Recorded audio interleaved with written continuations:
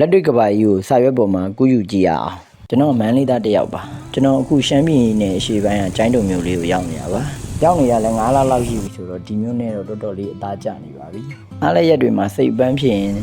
ပုံထွက်ဆွဲလေးရှိပါတယ်ကျိုင်းတုံမှာရှိတဲ့ဘာသာရေးဖျားเจ้าနေနဲ့ဘုန်းကြီးเจ้าတွေကကျွန်တော်ရဲ့ဇာတိက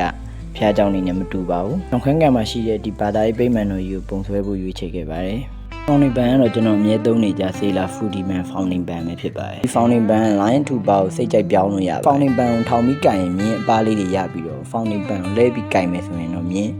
အထူကြီးရပါတယ်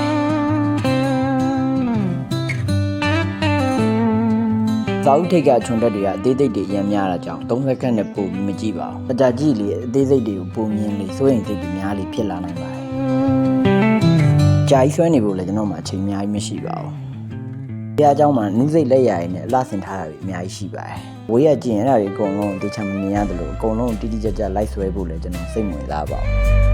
။ကိုယ်ကောက်မြင်နေနေပဲအဲ့ဒါပါလဲဆိုတာကိုဖော်ပြသွားမှာပါ။တို့နေရာတွေမှာအတိအကျမမှန်နေရင်တော့ကိစ္စမရှိပါဘူး။အိမ်မန်ရဲ့အငွေတက်ကိုပေးနိုင်လုံလောက်ပါပြီ။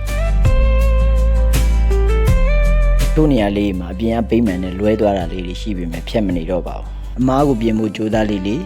အမားကိုဖော်ပြတဲ့မြင်းတွေပုံများလာလေးပါပဲ။အဲကြောင့်ဆက်ပြီးတော့ပဲဆွဲတော့ပါမယ်။သိန်းစုံနေတဲ့တစ်ပင်ကိုလည်းအနီးကပ်အရွက်တွေလိုက်ဆွဲမနေပဲပုံတရံကိုပဲဆွဲလိုက်ပါတယ်။မိနစ်20လောက်ရှိပြီဆိုတော့ဒီပိမှန်ပုံဆွဲနေတာတဖြည်းဖြည်းနဲ့ရုပ်လုံးပေါ်လာပါပြီ။အားရပါရဆွဲနေဖို့လည်းချိန်မရှိပါဘူး။လေသိန်းနေတဲ့တိုက်လာပြီမို့လို့မကြခင်မိုးရွာတော့မယ်နဲ့တူပါတယ်။ရေစုခံပြီး waterproof ဖြစ်တဲ့အိန္ဒိယအင်းမင်ကိုသုံးထားတဲ့အတွက်ကြောင့်မိုးရေစုပြီးပုံပြတ်သွားမှာကိုစိုးရင်ကြမလို့ပါ။ပဝင်းကျင်အတန်နဲ့လေတိုက်တဲ့ခံစားချက်တွေကကျွန်တော်ရဲ့ sketch ပေါ်မှာတက်ရောက်မှုရှိနေတယ်လို့ပါပဲ။တကယ်တော့လွန်ခဲ့တဲ့လအနေငယ်ထိကျွန်တော်ဟာဒီ founding pen ကိုသုံးပြီးတော့ sketch ဆွဲတာကိုအရမ်းညံ့တယ်လို့ကိုထင်နေတာပါ။ဒါပေမဲ့အဲ့ဒါမမှန်နေပါဘူး။လေ့ကျင့်မှုအားနေတဲ့ခါမှာယုံကြည်မှုမရှိတာပဲဖြစ်ပါတယ်။အခုတော့ကြည့်ပါအောင်ဒီပိမှန်တစ်ခုလုံးပြပြပပဆွဲနိုင်နေပါပြီ။ချိန်ကတိတ်မြတော့တာမလို့ပို့ပြီးတော့ခက်သက်ဆွဲရပါတယ်။အချိန်ကန့်သက်ရှိနေတာကကျွန်တော်တို့ပို့ပြီးတော့တီတင်ဖန်နေနိုင်ရရှိသေးတယ်လို့အတွေးမများစေပဲပို့ပြီးတော့လွတ်လပ်တဲ့လက်ရာတွေကိုထွက်ပေါ်လာစေပါတယ်။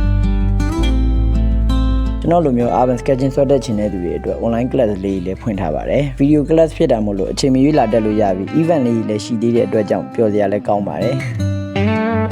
အဆုံးမှာတော့ပုံအမတ်တရားဖြစ်စီမဲ့ခေါင်းစဉ်လေးတွေရဲ့ date လေးတွေတက်ပြီးတော့ပုံဆုံးသက်လိုက်ပါတယ်။အခုကတော့အရောင်ချဲတဲ့အပိုင်းပါ။ watercolor အတွက်ကတော့ဂျော်ကျွန်းရဲ့24 color ကိတ်ဆက်လေးကိုသုံးပါတယ်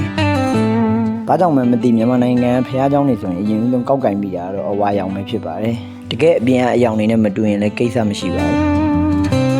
ကျွန်တော်ကအယောင်တွေကို line နေကြတဲ့ထွက်မသွားအောင်တတိထားပြီးချဲရတဲ့ဆေးရောင်ချဲစာအုပ်ထဲရလို့မျိုးမချဲပါဘူးဒီလိုကိုလို့ချဲပါတယ်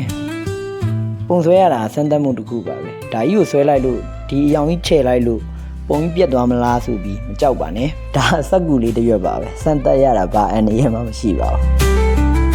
ခေါင်းမိုးတော့ဆေးဆက်ကွက်တွေကအစိမ်းရောင်သုံးပြီးညခင်းပြင်တော့စီးဆက်ထားတဲ့အစိမ်းရောင်သုံးလိုက်ပါတယ်။တကယ်တော့ဒီမြက်ခင်းမြင့်အစိမ်းရောင်ကြီးအပြင်မှာမရှိပါဘူး။ကျွန်တော်စိတ်ကူးပြီးထည့်ထားတာပါ။နောက်ဆုံးမှာတော့အပြာရောင်နဲ့ညိုရောင်နဲ့ကိုရောပြီးတော့အရေးကြတဲ့နေရာလေးတွေကိုဖြည့်လိုက်ပါတယ်။ပြင်ထွက်ပြီးပုံဆွဲရတာကိုယ့်ရဲ့ဘဝအခိုက်အတန့်တွေကိုပို့ပြီးတိတ်ပဲရှိအောင်လုပ်နိုင်တဲ့နီလန်းကောင်းတစ်ခုပဲဖြစ်ပါတယ်။ခုဆိုရင်ကျိုင်းတုံမျိုးရဲ့ညနေခင်းလေးအေးအေးလေးထဲမှာထိုင်ဆွဲခဲ့တဲ့ဒီပုံလေးဟာပြီးသွားပါပြီ။မိုးပေါက်တွေလည်းကျလာပြီမလို့ပစ္စည်းတွေတိမ့်ပြီးမြင်အိမ်ပြန်ခဲ့ပါတယ်အိမ်ပြန်တဲ့အချိန်မှာတော့မိုးတွေတော်တော်ရွာလာပါပြီဒါဟာဒီနေ့အမတ်တရားတွေကအစိပ်ပိုင်းတစ်ခုအနေနဲ့ဒီပုံလေးကိုပြန်ကြည့်တိုင်းအမြဲတမ်းသတိရနေမှာပါ